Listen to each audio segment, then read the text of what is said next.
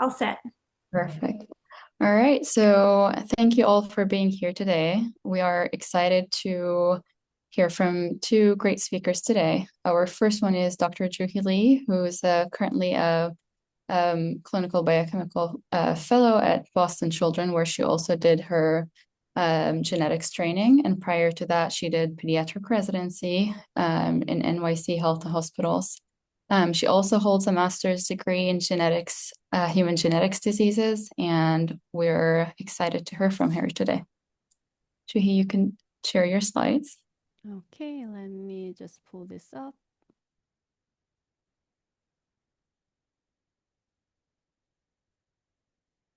Alrighty, 1 second. Here we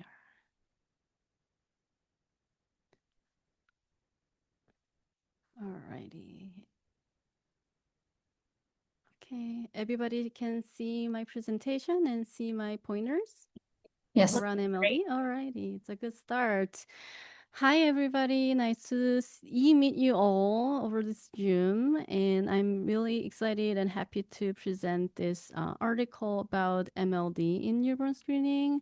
Thanks for kind introduction, Rana. I'm Juhee Lee. I'm a one and only medical biochemical genetics fellow at Boston Children's Hospital in my final year of training. So I'm very excited to start a new journey of my life. I don't have any disclosure. So this is the article that I brought today, which is a pretty hot topic. So this is pre-publication, but it is peer-reviewed and will be published in Pediatrics Journal, and it's accepted in 2025. It is about evidence regarding metachromatic leukodystrophy newborn screening. Personally, I haven't seen MLD patients in my training in my clinical year yet, but I have one encounter that was really memorable pretty recently.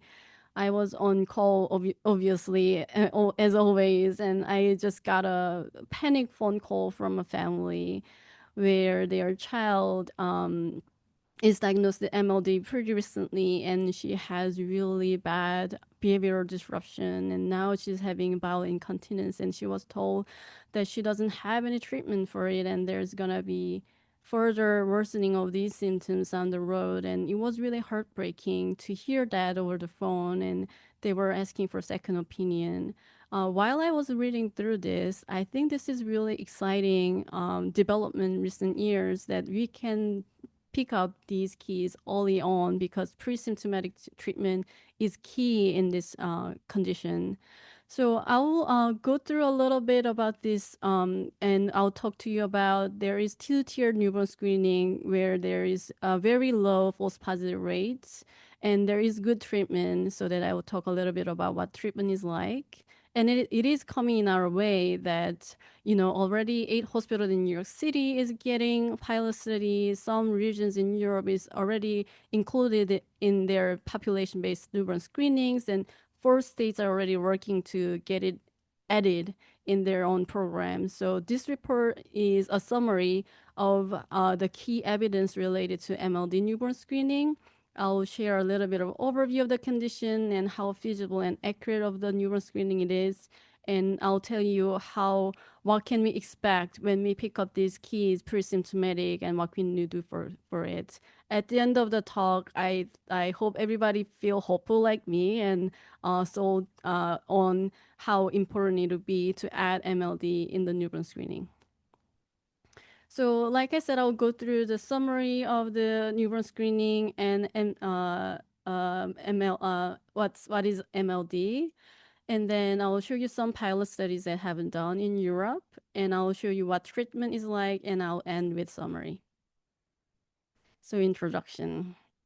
We all know newborn screening. I think everybody loves newborn screening in this crowd, and I, for one, I'm a big fan of newborn screening.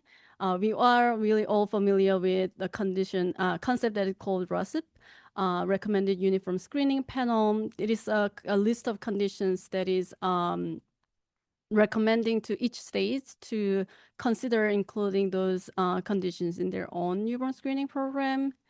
And there's a committee for it for sure. So ACHDNC, Advisory Committee on Heritable Disorders in Newborns and Children, are the committee who provides those recommendations to add in RACIP. In August 2024, ACDHD&C voted to consider MLD in newborn screening. This is the evidence for them to share to the board who's reviewing this. So we can go through this today. So let's start with what is MLD. So MLD is metachromatic leukodystrophy. It's a lysosomal disorder as well as leukodystrophy disorders. Somehow today's topic became leukodystrophy. I think Nadav is also preparing XALD.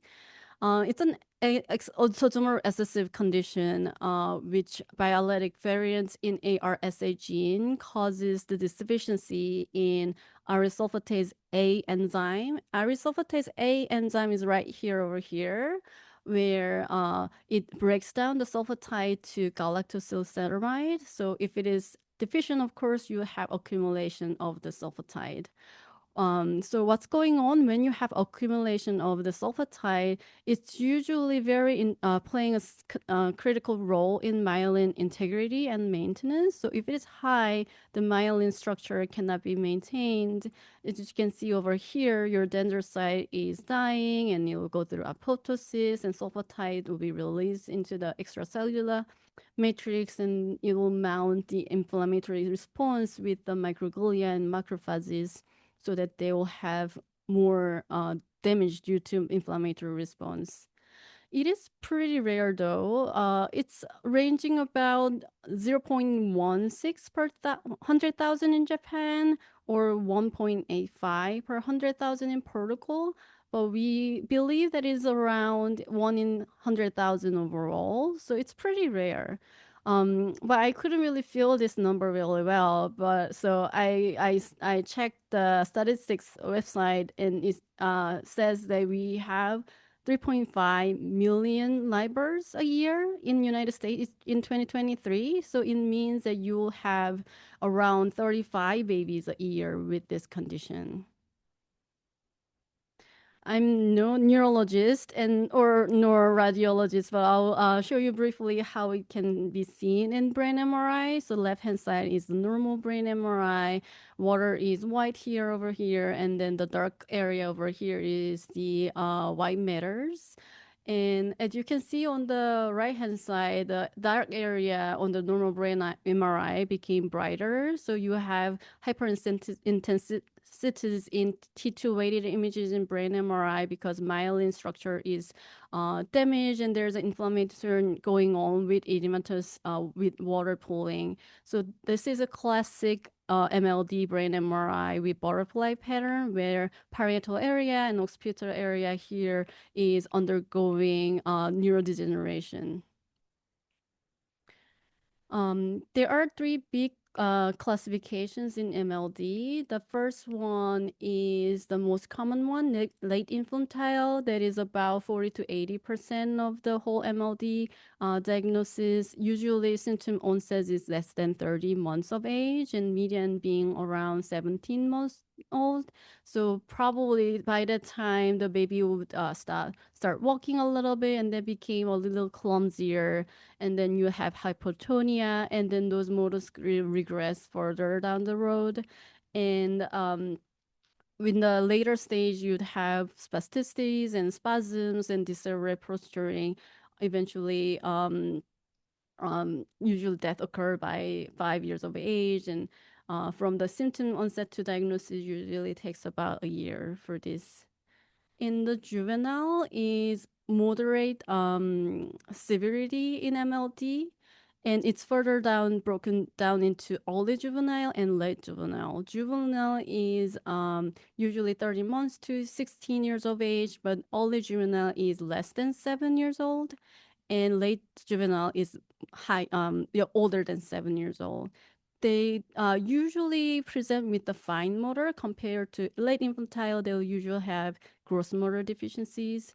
In juvenile, so they would have poor handwriting in the beginning, and they would have a little bit of a behavior symptom emerging, and progression is similar but slower than in late infantile onset, and time to diagnosis is a little longer. Adult onset can also happen in the mild stage and usually occurs over 16 years of age. It can even happen until like fourth or fifth decade of life. Their predominant symptoms will be poor school or job performances, personality change. One anecdote for me, I don't know if it's true, that there was a lawyer who presented to the emergency room with psychosis, was diagnosed with MLD in his 20s for the first time. So it can happen like that. And it is important to know the classification because this classification is a critical criteria which treatment is suitable for which type of a presentation. So I'll show you some pilot studies. The proposed testing is this tiered testing with the first tier with biochemical markers, with liquid chromatography tandem mass spectrometry checking C6O sulfatide and C16-1OH sulfatide. They are saying that when you combine those two, it becomes highly sensitive and specific compared to when you only check 16O sulfatide. And when it's positive, then you'll go through the second tier testing, which is enzyme activity. And the first tier testing can be multiplexed with some other newborn screening with LCMS, MS for sure. And the second tier testing also can be paralleled with other enzyme activity level checking in newborn screening, like lysosomal storage disorders and the like. And the third tier is optional.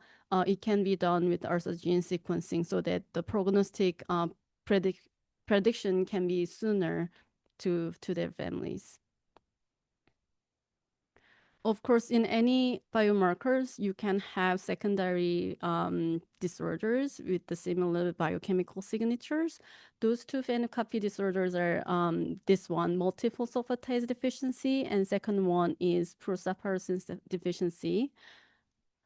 So the disease mechanism is like this. So multiple sulfatase deficiency, you have all the sulfatase has decreased activity, not only sulfatase, but also other biochemical metabolites are accumulating in your body like GAGs and steroids. So you have MLD-like symptoms plus multisystemic symptoms like other storage disorders.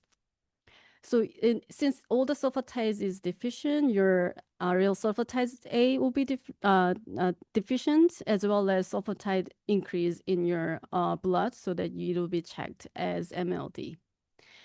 And another condition is over here. The saposin B is an activator for ARSA enzymes. So it's kind of like a cofactor. So this SAP-B is deficient, then sulfatide will be accumulated, but then when you check ARSA enzyme activity, it'll be normal. Unfortunately, for those two conditions, we don't have targeted therapy. It may be picked up in newborn screening for MLD. I will show you what pre-pilot studies done. This is it's more like a practice run, right? To develop the threshold for a positive first-year screening. So which cutoff is better for this MLD detection? So what they did is that they gathered around 17,000 dry blood spots and they added in, including 40 from the true positive with patients in MLD. They only checked 16-1-OH sulfatide here. And when they checked, when they decided a cutoff of 2.7 multiple of the median, then they will have desired false positive rates less than 0.05%. And what actually happened is that they had total of 41 positives when they added 40 true positives. So there was only one false positive. And this is only done with the first tier testing. And with the second tier testing, there may be 100% true positives in the sample, but they have not checked that here.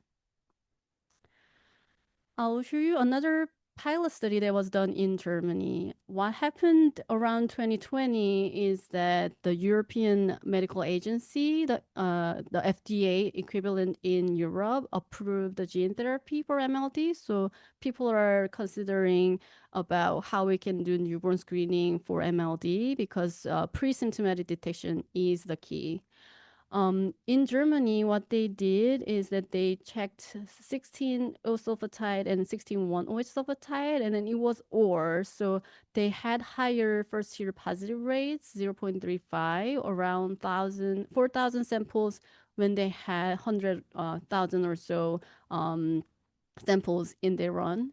And then I'll show you right here. So they did the first tier sample, and then the second tier was the enzyme activity check with a cutoff with 0.015.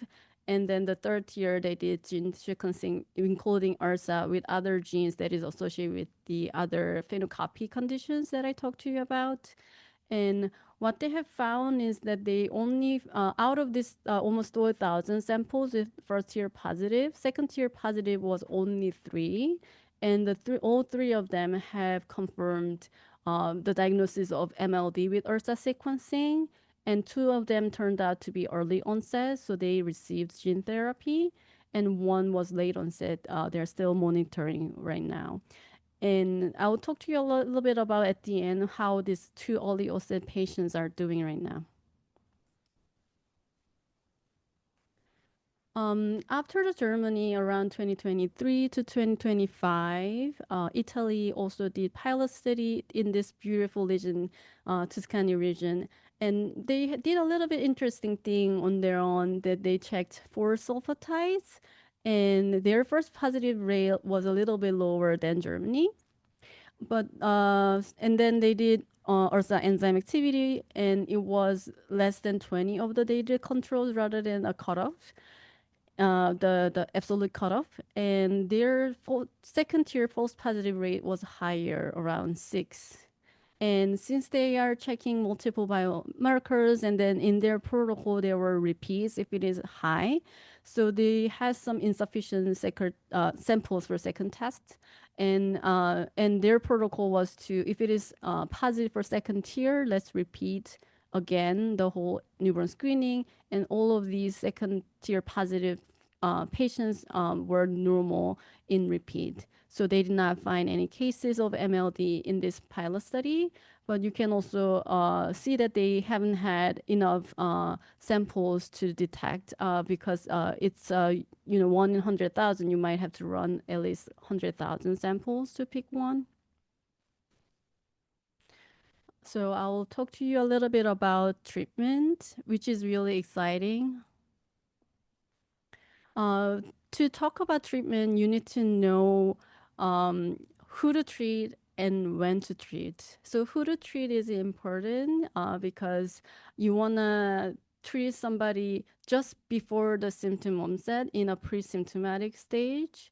And you don't want to wait too long to have their like early symptomatic stage because the prognosis is the best when you have pre-symptomatic treatment because there are three major different subtypes with different onsets, like late infantile, juvenile, adult. So you should be able to know which one is gonna have only late infantile, which one is gonna have juvenile or adult onset. So luckily in MLD, we know pretty good genotype phenotype association in this condition. We know that loss of function is most likely to be early onset, like late infantile subtype, and we can predict with about 76 accuracy, which is pretty good.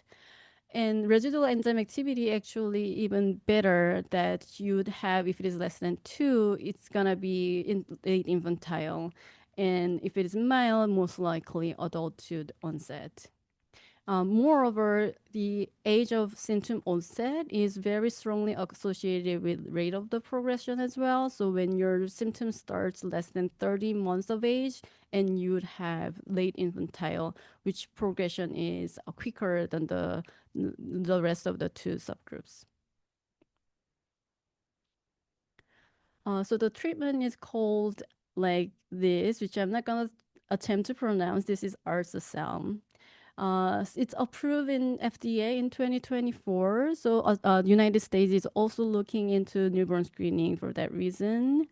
And it is only eligible for pre-symptomatic stage with the severe or moderate phenotypes like late infantile or early juvenile.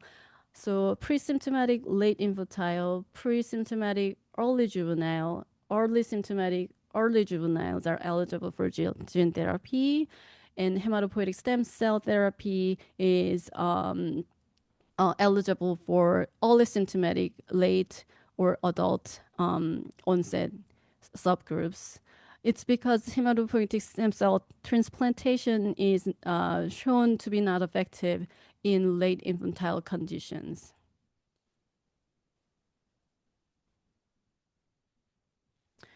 So this is how you do the gene therapy. It's not a single IV or IM shot. It's a pretty it like a big treatment that you'd go through hematopoietic stem cell transplant as you'd get for any hematopoietic stem center the diagnosis. And so you'd have conditioning, and then you extract hematopoietic stem cell and transduce ARSA gene with the lentivirus, and then it is integrating gene therapy. And then you'd have given their own cell, so it's autologous HSCT, and you'd have overexpression of isosulfatase A enzyme activity. So in this microglias and microcytes who has now overexpression of isosulfatase A is transferring those enzymes to the oligodendrocytes so that they have remyelination and regeneration of the nerve system. So in the United States, there have been a study of this gene therapy trial. There's subjects are coming from the patients not who are not identified by newborn screening, but they were picked up by their older affected siblings. So in this study, a lot of subjects are pre-symptomatic diagnosis due to their older sibling, and then the untreated group is their older sibling who had symptomatic presentation and later diagnosed. This is a pretty busy slide, but I will break it a little bit down and explain just a little bit of this. So their median follow-up was around 7 years or so, the up to 12 years now. And since it's an insertional integrating gene therapy, then you worry about insertional oncogenesis for that. But up to 12 years, when they followed, there was no evidence of insertional oncogenesis.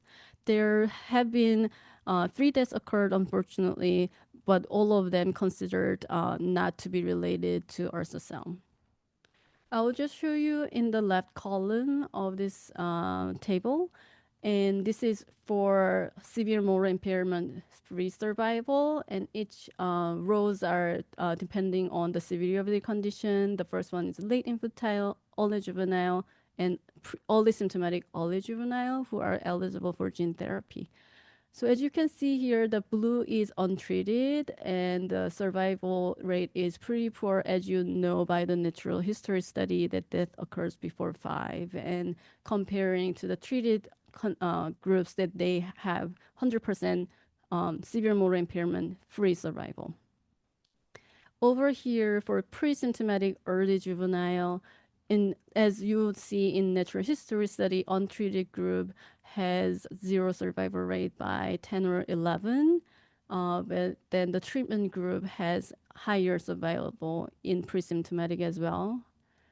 As you can see over here, when the symptom progressed a little bit with early symptomatic, the severe motor impairment free survival decreases with the treatment, even with the treatment in this group. So the pre-symptomatic pickup is a true key player how to successfully treat these conditions.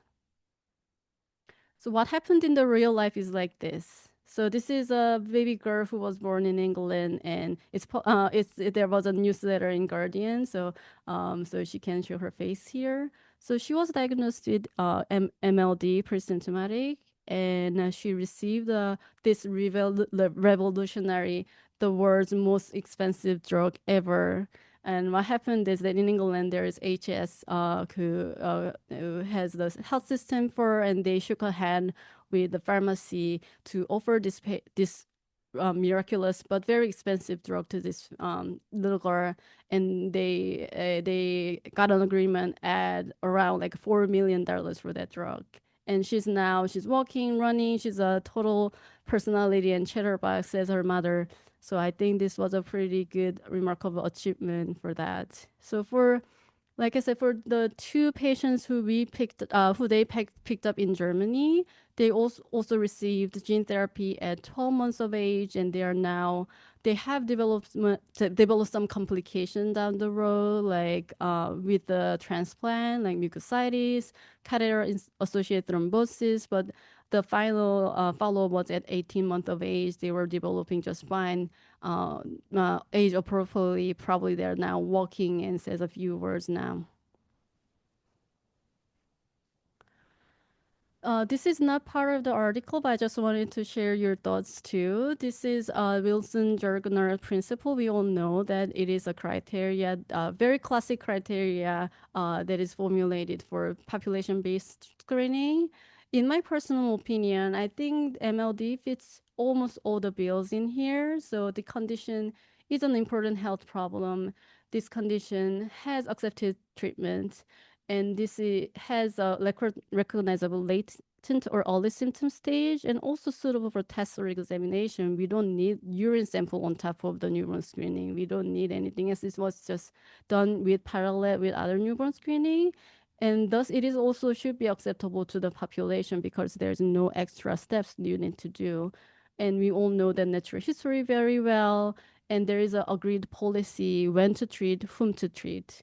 It's just that I believe the issue is in health system. Of course, it's not perfect, so that we don't have the can you afford all of these costs, especially not just the gene therapy, including transplant. Is it gonna be affordable to everybody, and is it gonna be available to everybody to have this gene therapy plus transplant? That is a question. But in my personal opinion, I keep thinking about the phone call that I received in the past, that if we had this newborn screening earlier, and if that girl was picked up earlier, then she would have heard she is eligible for treatment, not like it's too late for her. So it is coming to be to all of us. So there are 8 hospitals in New York City is running a pilot study with consent. So they had 30,000 samples that were screened, and there was no false positive. Like again, it's a 1 in 100,000 or so. So you'd have more samples to pick one. And there are 4 states who are in process of adding this MLD in newborn screening. So everybody should embrace yourself. I hope that this talk is helpful when they see MLD positive newborn screening. So those states are New York State, which I'm trying to relocate to. So I'll probably the one who receives MLD positive screening if there is one, and Illinois, Pennsylvania, and Minnesota. And anybody in the talk who's in the states, and just know that things are coming. So just to summarize, I have 3 take-home messages. MLD is rare for sure, but it is severe and very devastating to the family. And we have the pretty good tiered screening system we can have low false positives. We definitely don't want any false positives for this condition, because this condition is definitely very scary, and we don't want to threaten for families with this. And then it is treatable. So we do have a treatment which is pretty promising so far. And so, and with that treatment, the really important key is that you treat pre-symptomatically, so that newborn screening plays a very important part in there. So I'll say thanks to everybody. Thanks for listening my talk, everybody. I hope everybody learned a little bit about MLD and then get prepared themselves to receive some of the MLD positive newborn screening in their work. And special thanks to Stephanie Sakaro, my attending, who helped a lot with this presentation. Thanks. Thank you. Thank you so much, Juhee. Very great presentation. We have 4 minutes to take questions or comments.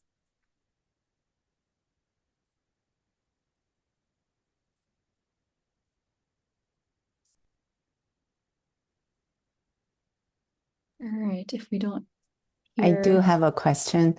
I saw that we have several European colleagues and also lab directors here. So how well correlated the enzyme activity compared to the clinical presentation? Because some of the other labs, your enzyme activity may not directly reflects your clinical severity.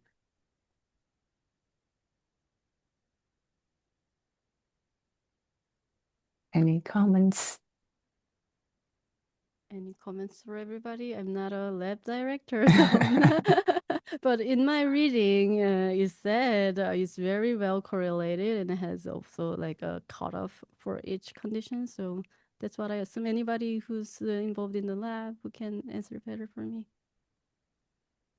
Because sometimes your molecular may give us an answer, but if the molecular is variance of unknown, we probably rely on more on the enzyme activity to initiate the treatment. Only for the cell, like a preparation, it take up to 6 months.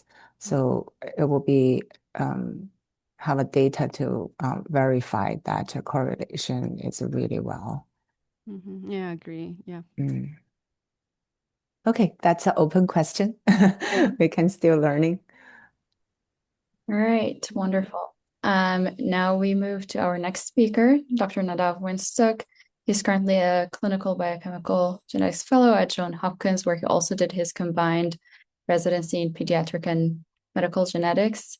Dr. Weinstock earned his PhD with research focused on Krabbe disease. We're happy to hear from you.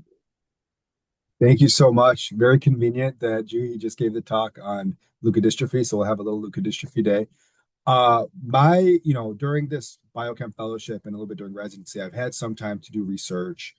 And so I actually am doing a postdoc as well with Ali Fatimi and some of the Kennedy Krieger folks and Moser and working on ALD. And so, over the last year and a half, as I've been going to the ALD conferences, there's been a topic that I had really yet to get to the bottom of and understand. And that was this new therapy that's on clinical trial for various forms of ALD.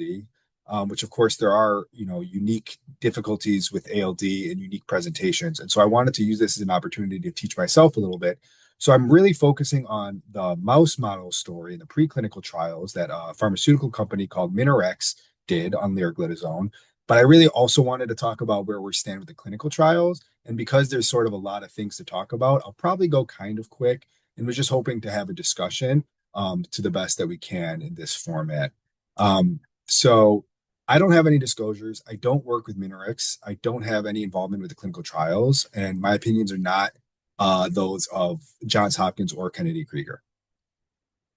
So the overview of this presentation is to talk about XALD, the different phenotypes, the mechanisms we think we know that we don't know, the diagnostics and the therapeutics, and to really focus on what data did we get on this small molecule from the preclinical side, and how has that transitioned over the last 5 years to clinical trials for using this drug.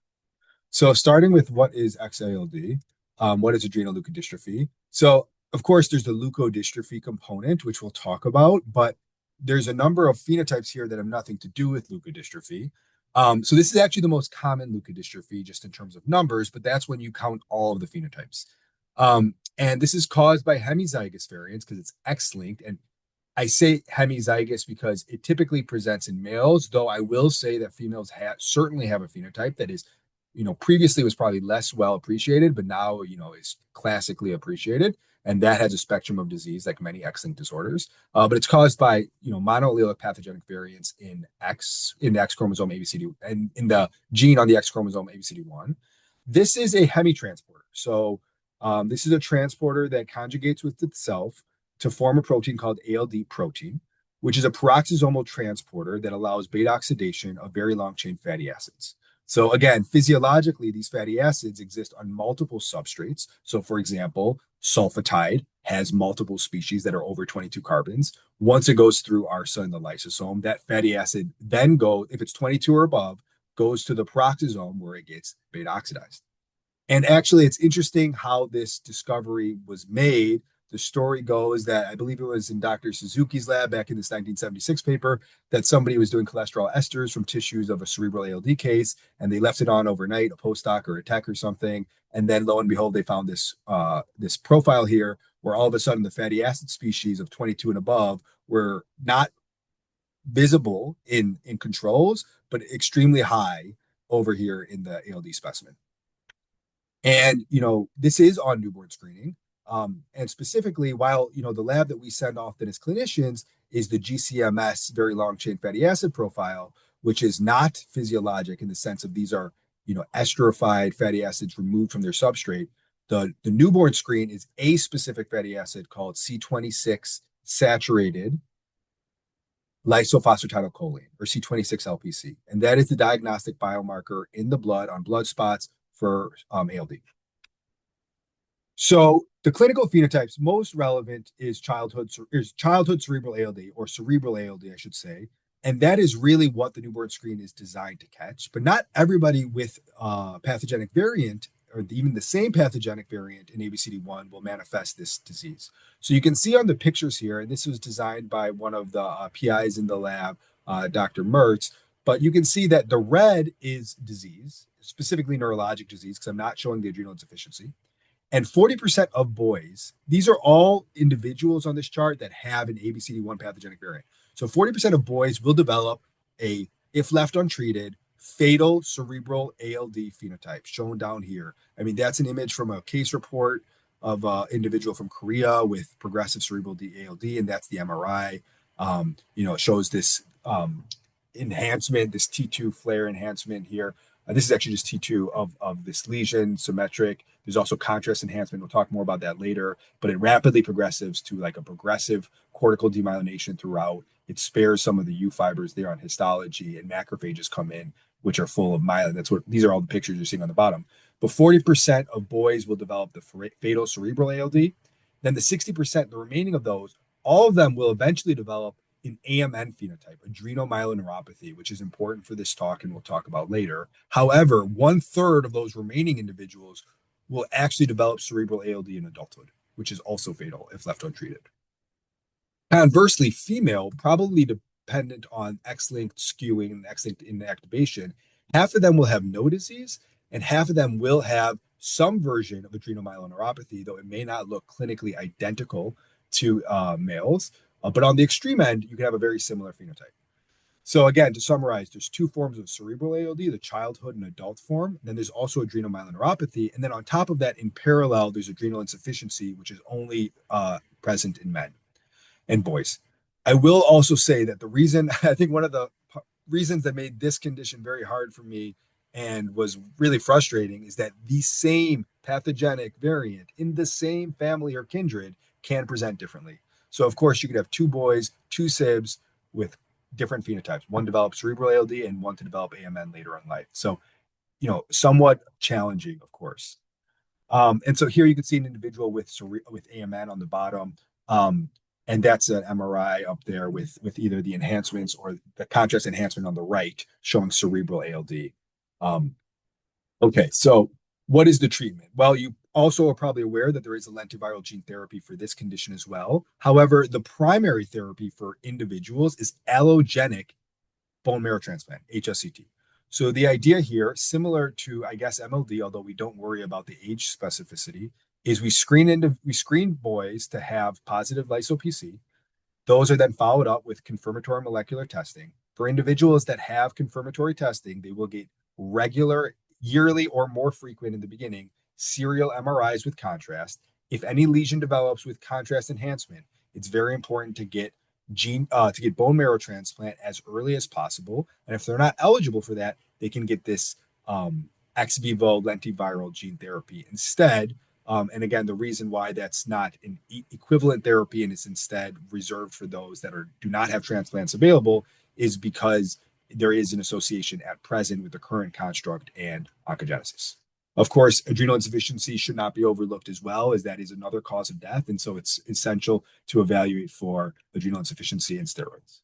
Okay, so this paper preceded the one that I want to talk about. This was the first story of how did we even get the idea of leriglitazone for ALD? Well, it's a PPARγ agonist activator, and pioglitazone was actually the first one known. And the idea for why this drug could be useful for ALD, this was the paper that opened it, and you could see in one of the figures, they show PPARγ, they show a decrease in the activity there. And so this is Dr. Pujol's group. And so the idea was, hey, we see some mitochondrial deficits, some neuronal deficits in the mouse model of ALD. I have more to say on that later. We see there's a defect in multiple pathways, including PPARγ. Perhaps we can activate PPARγ using an agonist. And they found some rescue histologically with this drug and had some other stuff to say as well. Now, the idea of what exactly PPARγ agonists do in ALD is broad. And again, probably I don't have a ton of time here. I have about 15 minutes left. But just to say, and we'll go through the paper, it works on multimodalities. And let's see, I'll wait to get back. So just to comment on leriglitazone versus pioglitazone. So leriglitazone is the proprietary information of the current clinical trials. It's also a PPARγ agonist that's sold as being increased in brain penetrant. I will say that I have some questions as to whether or not pioglitazone would also be efficacious. I won't go through everything nitty gritty of the paper, but it does mention that pioglitazone or leriglitazone has better absorbance than pioglitazone. But if you look at the panel here in panel B, you can see that at a lower dose, PPARγ is activated by pioglitazone compared to the higher dose of leriglitazone. So despite the fact that the absorbance of leriglitazone is higher, as shown in the table on the bottom left, pioglitazone works at a higher potency, at a lower potency. It's more potent with a lower dose. So I have some questions about that. But in general, it's a very similar drug. It's just got hydroxy on top of it. So very similar and perhaps has increased brain penetrance, which obviously matters for things like cerebral ALD and possibly also AMN. So the main paper here was in 2021. It's a Science Translational Medicine paper. And the question is, can this rescue the ALD phenotype? And what they are exploring is two sort of major models. The first are the mouse model, and the second are cell models. Now, the mouse model, there's two types here as well, but they really focus on the equivalent, the ABCD1 knockout mouse, as though it was ALD. I will say these mice, after working with them myself, they do not develop any cerebral demyelination. So unlike humans, where a portion will develop cerebral ALD, many individuals have tried many attempts to try to induce that. I think about this sometimes. We have no idea why they don't, but they do not develop cerebral disease. Instead, the mice develop a very late version of AMN. And so all these studies, even though we're saying it works for XALD, it's really the AMN phenotype for which we think what we're seeing. The cellular models involve either ABCD1 knockdown or treatment with a very long-chain fatty acid, which we tend to use is the biomarker C26 lyso-PC. Again, we don't really know what C26 lyso-PC does in terms of disease. We just know it's a biomarker. But in these papers, they use it as a mechanism of inducing disease. So let's see, I have about 15 minutes here, I think, until the end of the session. So I'll take about 10 minutes to go over the next few stories. So the first figure just shows on the cell models where if you induce C26 lyso-PC, I'm sorry, these are actually C26 fatty acid. I apologize, not lyso-PC, but the C26 fatty acid. So if you deliver these to various cell types, either motor neurons in culture or astrocytes, you see death or you see a phenotype. You can see that in panel C. And when you're increasing doses of leriglitazone, that rescues that phenotype. Functionally, that also seems to rescue mitochondrial disease in panels E and immunologic NF-kappa B signaling in panel F. So I won't go through everything, but again, we're seeing a rescue by leriglitazone. We're also seeing that in the mouse model, there is a benefit both histologically with pathology as well as behaviorally by dosing leriglitazone on these ALD mice. Now, these ALD mice are not cerebral, they're AMN. And so most of these phenotypes are very late. But they're seeing that when you add leriglitazone, you can have a rescue of some of these inflammatory pathways or redox pathways. You can have a rescue on panel C here in behavior, both on the balance beam and on the rotor rod. And you can see histologically some benefit from neurodegeneration in the spinal cord. Again, more of an AMN phenotype here, or inflammatory macrophages in the spinal cord versus when you dose with leriglitazone. This is a very complex model, but just to say this is a multicellular model to mimic blood-brain barrier. And we actually might want to revisit this figure later because of what leriglitazone actually has seemed to do in patients. But this involves plating endothelial cells in a transwell, astrocytes under that. So that top part mimics a blood-brain barrier. And then on the bottom, it's neurons and microglia. And the idea here is whether these are all wild type cells, but to mimic ALD, they give an siRNA to ABCD1. So it's very complex, but the general point here is in both the treatment with C26 or the treatment with C26 and the knockdown of ABCD1, there seems to be a rescue in pathology of various cells within the system using leriglitazone. And then finally, some patient data. So these are from AMN patients, and what they found was that monocytes and macrophages differentiated from the monocytes of AMN patients at baseline have increased cytokines and TNF alpha expression. Giving leriglitazone seems to reduce that in a dose-dependent manner. And then this figure is pretty interesting as well. These are two models of demyelination. And so this is, again, a completely different mechanism of leriglitazone from the cell culture death we saw and from the spinal cord pathology. This is trying to explore what is it doing in microglia. And they make the argument that leriglitazone on the oligodendrocyte side will actually increase the number of oligodendrocyte precursors, the number of oligodendrocytes themselves. It'll increase the ability of microglia to phagocytose myelin debris, and that's what's seen in A. And then also they have some cuprizone and EAE models. These are models of demyelination or models of almost an MS-like phenotype. And they say leriglitazone also helps with remyelination following induced demyelination with a toxin called cuprizone, or remyelination with in the context of EAE. So very, very complex phenotypes in both cells and animals. And leriglitazone seems to do many things in many contexts.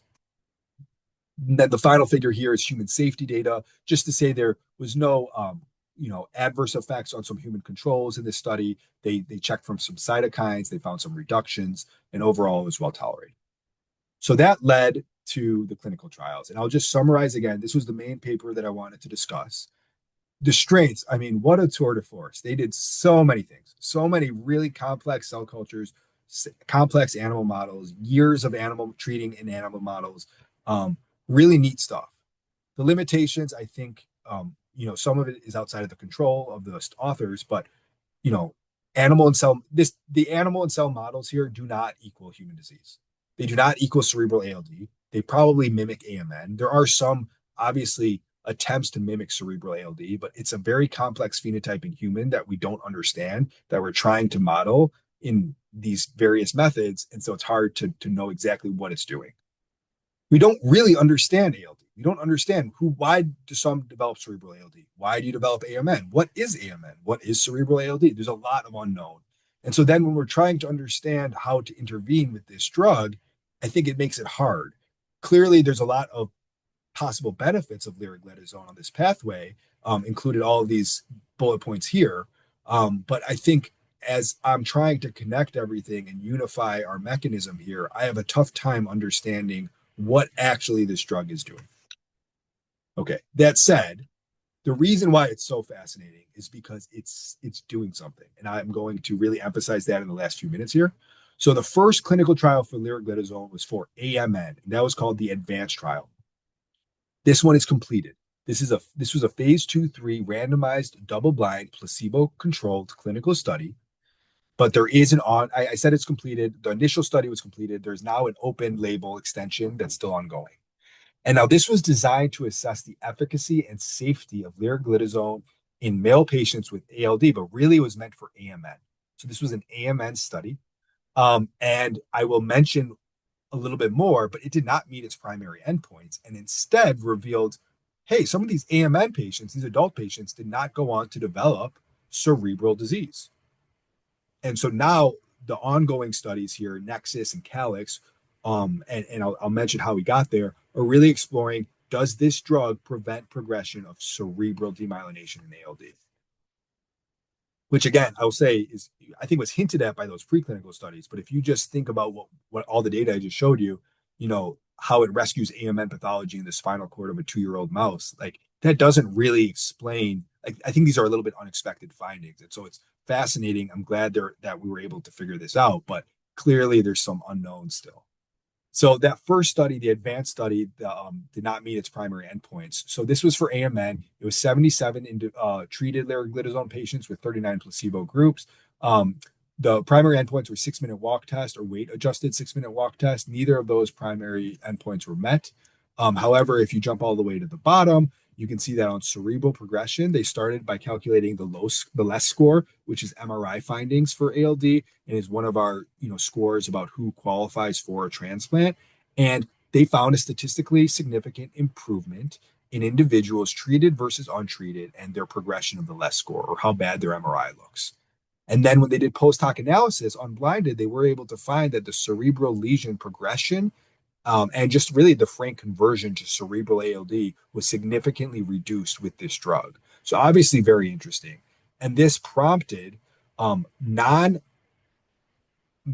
so these were individuals, these are physicians and neurologists, to evaluate, can we treat cerebral ALD can we prevent cerebral ALD progression or conversion with leriglitazone? So this was a compassionate use of drug in France. They were on individuals. You might ask, well, wouldn't they qualify for HSCT standard of care? Yes, they should have. But for various reasons, these 13 individuals were not able to receive that or did not want that. And so this was a compassionate use. And so they enrolled 13 individuals with early adult cerebral ALD. They split them into GAD-enhancing lesions versus non-GAD-enhancing lesions. A few of them were awaiting transplant. 8 were not eligible. And they found pretty consistent data. 10 of the 13 had clinically stable disease, and 7 of the 9 had stable lesions. And the data is a little bit complex here, but you can see the EDSS score, disability score, and AACS disability score. Many of them are stable. Some of them do progress, those two, but this is very different than the natural history. I'll show you some natural history data. And this disease, cerebral ALD, is a very progressive disease. These individuals all had cerebral ALD, just early ALD. So the fact that they are stable after the 24 months is impressive. Similarly, the low score, the LESS score, I should say, was stable for the majority of individuals. It actually regressed in a couple. On the bottom, you can see lesion volume and corticospinal tract lesion volume. In almost all individuals, the corticospinal lesion tract volume was stable or actually decreased. You can see, though, it's kind of interesting for the purple and the green bars, the total lesions increased while the CST lesions decreased. There was actually more lesions in the cerebellum in these two individuals. Unclear. That's not a common site of ALD progression, or at least it's not the traditional, progression of the demyelinating lesion. So, and then you could also see that in those individuals, the NFL, which is the neurofilament, which is a blood biomarker of neurodegeneration, but also blood-brain barrier permeability. So that spikes up and spikes down. So the short of it, though, is this is very different from the natural history. So very exciting data to suggest that this drug may be another tool in our arsenal to prevent progression of cerebral ALD. And this is some of the natural history. You can see how quickly these lesions just increase in volume by age in the red here versus the arrested disease. So the ongoing trials here now are Nexus. Nexus is enrolling, or I don't know if it's enrolling anymore, but it's an open label trial. They just revealed the results. It's an overall 96 weeks trial, but the data from the 24-week time point was just released. It was also beneficial. So those were the enrollment criteria up there: boys age 2 to 12 with child cerebral ALD. They had stabilization of MRI lesions, and 5 of the 11 actually had arrested disease. Again, similar findings on those charts as I mentioned, based on the clinical scores and lesions. It's been well tolerated without significant adverse effects. A bunch of adverse events mentioned, but nothing serious. Here's an example of the MRI where you can see up on the top the flare lesion. You can see that's the lesion itself in a natural history patient. And you can see that the contrast, even though it might not be that impressive from the left to the right of that top figure, the TIPOST, that's the contrast, it does, the blood-brain barrier becomes disrupted, which is why you can see the contrast between the baseline and visit 2. That does not happen in population 1 nexus who never had contrast, and in population 2 nexus where they're started with significant contrast. That's a lot of blood-brain barrier disruption on the bottom. It totally goes away in the second one. So really interesting data here. And then, of course, the Calyx trial is recruiting right now. It's for Europe only, I believe. And so this is, I'm sorry, it says this is incorrect. It's actively recruiting. It's to explore if leriglitazone halts lesion progression. It is not completed yet. And so some information for those interested. So I think open questions and future directions here. Knowing what we thought we knew about leriglitazone, like how is it actually doing this? Perhaps it has maybe there is some overlap from what showed up, but why it doesn't help AMN, at least by those primary endpoints, but is helping with progression of disease, I think is interesting. There's the long-term advocacy question, which we don't know. And then there's the relationship with bone marrow transplantation, treating earlier with this drug. Right now, we're waiting for kids to develop contrast, right, yearly with MRI. Is it possible that anybody that screens positive can start on leriglitazone? I mean, that would be super interesting. So I think there's a lot of really cool things here to explore and a lot more questions, but that's why I wanted to choose this presentation. So that's all I got. These are my take-home messages, which I kind of mentioned, and these are my references. Thank you so much, Nadav. Very interesting presentation. We're ready to take questions or comments.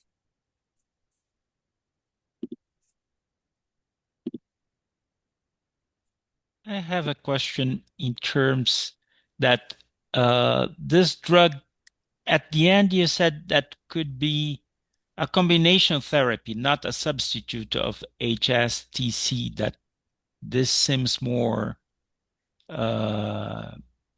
logical to me than being a substitute. And are there any studies of doing a combination therapy? Not yet. No, nobody has mentioned that yet. I think that everybody's thinking about that, but I think we're not there yet. They want to prove first if it does work. I think one of the complication factors from my end is that some cerebral ALD, despite the natural history I showed you, can arrest spontaneously. And so that's not trivial. Of course, most don't, and most will still get transplanted. But in theory, there's just not enough data yet. But I agree with you. Like, I think there's so many individuals with AMN that are adults or getting AMN that are, worried about the cerebral disease, and so many kids. So yeah, I think double therapy would be nice, or maybe bridge. That might be the other concept, is bridging until those that fail leriglitazone can then get HSCT or something. Okay. So I have a question. So I work with these PPARγ agonists, and I know they are potent adipogenic agonists. Did you check the literature, for example, which kind of lipids that, for example, induced in these patients and help, for example, to rescue the phenotype? No, I think that's a fascinating idea. It might have been explored that I overlooked. I was sort of trying to focus on a concise story here, but I was unaware of that. I didn't really appreciate that point. So I will definitely look into it. I know that they mentioned adiponectin specifically on some of the, especially that 2013 paper on pioglitazone. So I will go back and do some more homework. but I'm not aware of that.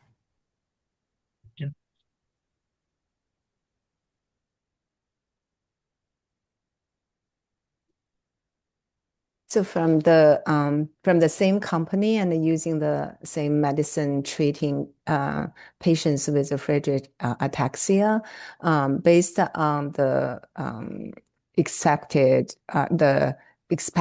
mechanism improve the mitochondrial function or energy production, it didn't sound like it has a very positive finding in that trial.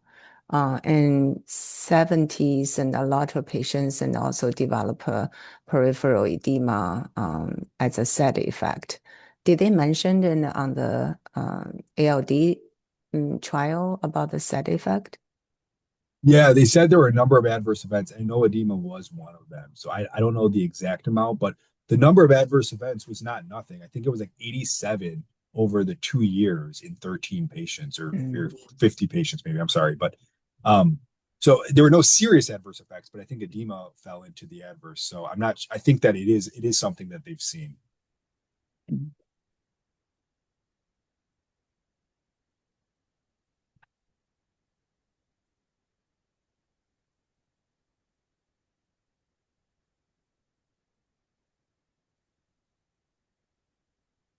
Any other questions? We have 2 fascinating presentations. All is new therapy, right? And yeah, we are in the stage of evolving therapeutic field. Thank you for sharing all the excellent presentation. Yeah.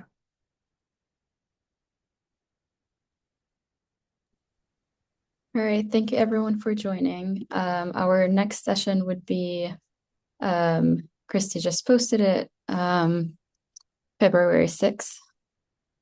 We'll also have 2 presenters, and then we'll have meetings in March, April, and May, and then we're going to stop then and restart with the joining of new biochemical fellows. I have to say this year, the fellows did a great job. Yeah. So we'll continue for this. Thank you for participating. Thanks, everyone.